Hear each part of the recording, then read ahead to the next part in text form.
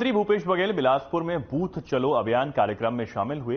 बिलासपुर रवाना होने से पहले उन्होंने मीडिया से बातचीत की, जिसमें उन्होंने बताया कि सीएम निवास में कार्यक्रम के दौरान लोगों को बेरोजगारी भत्ता दिया गया है। हमारी सरकार ने सिर्फ 3 महीने में 80 करोड़ रुपए लोगों के खाते में डाले हैं, जबकि बीजेपी ने 15 साल के कार्यकाल में सिर्फ 90 करोड़ बेरोजगारी भत्ता दिया।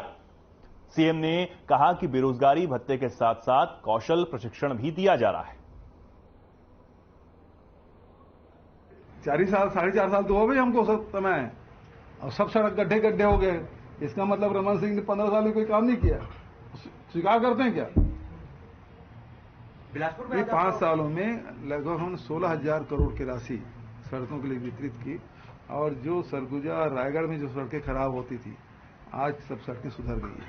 बस्तर में जाइए, अंदरूनी क्षेत्रों में वहां सड़कें बन गई, चाहे बीजापुर हो, चाहे चिंदगढ़ हो, नारायणपुर की बात करें, चाहे वो केसकाल की बात करें, कोडागांव की बात करें, सभी सड़कें अंदरूनी क्षेत्रों में भी पक्की सड़कें बनी है।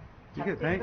छत्तीसगढ़ में तो तकलीफ रमन सिंह, क्योंकि जोगी के भरोसे 3 बार मुख्यमंत्री बने, उम्मीद कर रहे थे कि ऐसा कुछ हो जाएगा। और कांग्रेस पहले एकजुट है, एक बार हो गया, लेकिन बार बार नहीं होता।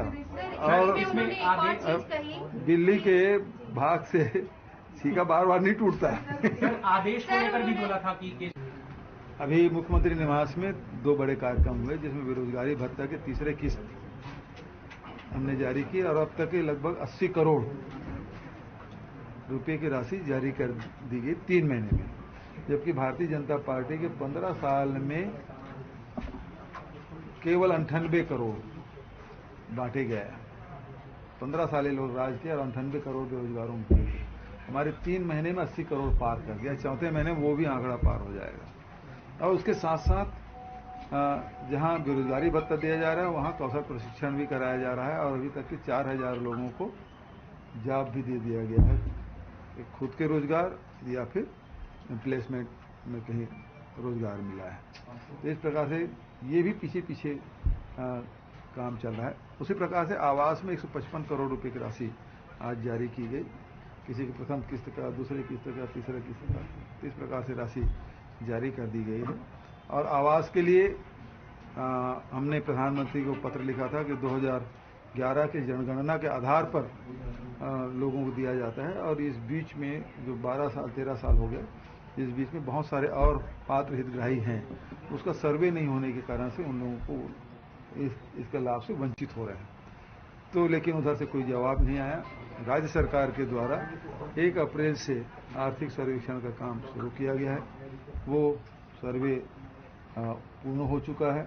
अब उसके एनालिसिस का काम चल रहा है, और जैसे एनालिसिस आएगा उसके हिसाब से फिर आगे योजना बनाई जाएगी। तो 155 करोड़ रुपया गया है भाई हजारों लोगों को, तो ये कैसे झूठ हो सकता है?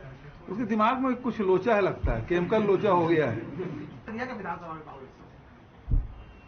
वो तो पहले ही वो हथियार डाल चुके हैं, तभी तो बार बार प्रभार बदल रहे हैं, बार बार जो प्रदेश के नेतृत्व उसको बदल रहे हैं, और हताशा में है भारतीय जनता पार्टी के लोग। और तभी तो जो अभी महाराज साहब को उप मुख्यमंत्री बनाया गया, तो उसके बाद जो ट्विटर में, सोशल मीडिया में जो उनकी प्रतिक्रिया देखी गई, थोड़ी उनको लगता था कि कुछ पिछले समय जैसे जोगी फैक्टर के कारण से हम लोग लगातार सत्ता से वंचित हो जाते थोड़े सीटों के लिए, तो उम्मीद कर रहे थे। तो ये पर भरोसा 3 भरोसा नहीं चलेगा, दूसरे के भरोसे में खुद मेहनत करते नहीं, दूसरे के भरोसे में ये सत्ता में आना चाहते हैं।